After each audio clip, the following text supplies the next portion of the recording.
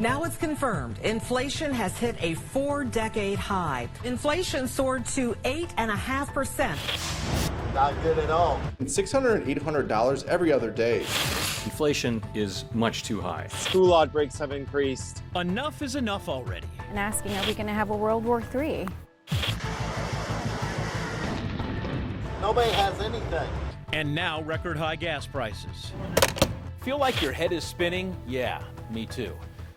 Folks, we have been through so much over the last couple years, and talking with people recently, they say they feel like after they get past one problem, then all of a sudden there are new stressors in their lives. You know, I think we're seeing a little bit more of a shift in terms of like the depression, seeing more depression, hopelessness, some helplessness. Outside Dr. Apura Zimmerman's office in South Montgomery County, she told me every day she sees people struggling to cope with all the stressors.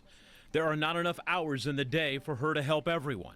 Yeah, right now we're on a pretty big wait list, and we're all pretty full right now.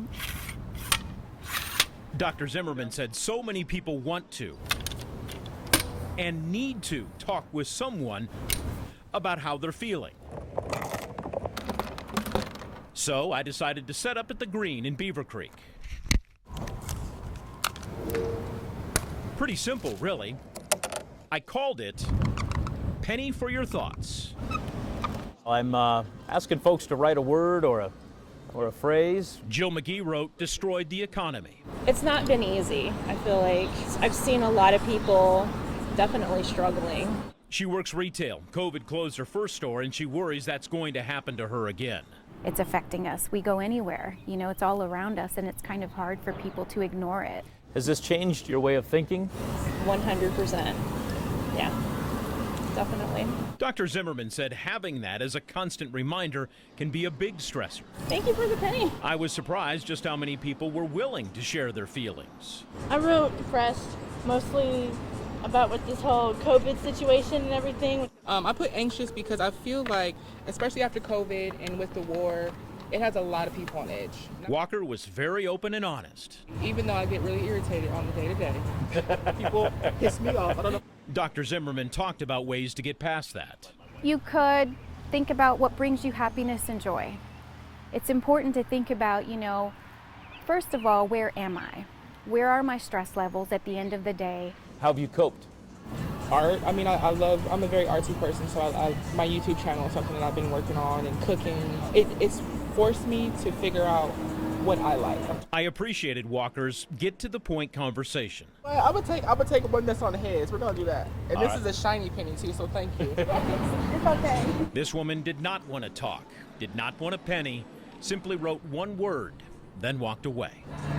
Dr. Zimmerman said the last 2 years of stressors have rewired our brains. Think of our brain as a glass. It can only hold and process so much. So emotional bandwidth is how much space capacity do we have to process emotions. And when there is too much, it overflows and leaves us with a mess to clean up. Margaret Miller got COVID, recovered. She said her family has helped her get through, but still. I think there's an overload. That's a good way of saying it. The board kept filling with people's thoughts. Everything's just been like, I don't even know how to explain it. That was the only, chaos is the only word I could think of because everything's just been so hectic. Thank you for joining us this noon hour. I'm Letitia Perry. Right now, a manhunt is underway. Dr. Zimmerman said every day people have to look for the joy around them. And it's important to balance that joy with those stressors. Hudson Molly told me at times he felt overwhelmed, but his job, family, and exercising got him through. It's stress. It's been an adventure because we've all been through a lot of different stuff this past couple of years. I think we've all learned a lot too. And Olivia Fowler is from Tip City and is a student going to the University of Dayton. Sometimes I wish I could just be like, pause, cancel everything, and kind of not have to deal with real world. Dr. Zimmerman said that is a common feeling she hears. It's natural and understandable. Some of the happiest times have come from the darkest times. Some of the best moments have come from some of the most difficult times that we have been through. So if there's a silver lining, I think this is creating some resilience in all of us.